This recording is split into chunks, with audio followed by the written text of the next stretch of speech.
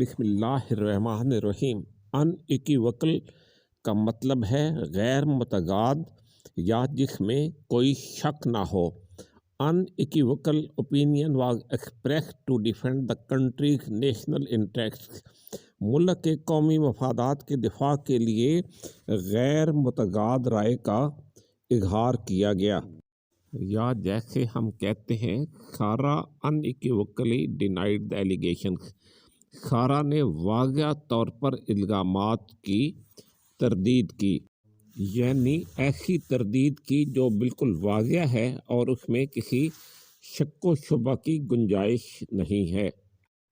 Snack مشکل، یہاں snack کا لفظ مشکل کے لیے استعمال ہوا ہے، لیکن اس کے اور بھی معنی ہیں جو آگے بیان کیے جائیں گے۔ The census process is yet to begin due to some technical snags۔ کچھ تکنیکی مشکلات کی وجہ سے مردم شماری کا عمل ابھی شروع ہونا ہے۔ لیکن سنیگ کے یہ معنی بھی ہیں: نوکیلا غبار، حاصل کرنا، پھاڑنا اور رکاوٹ۔ سنیگ کا یہ استعمال بھی ہے: بی کیئرفل، دی باربڈ وائر میں سنیگ یور کلاتھس۔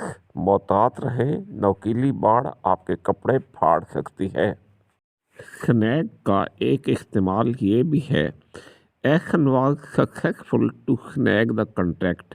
ایسن کنٹریکٹ حاصل کرنے میں کامیاب رہا۔ اس لفظ کو برٹش انگلش میں ٹیملچوس پڑھا جاتا ہے اور امریکن انگلش میں ٹوملچوس پڑھا جاتا ہے۔ اس کا مطلب ہنگامہ خیز ہے۔ The 2022 was a politically tumultuous year۔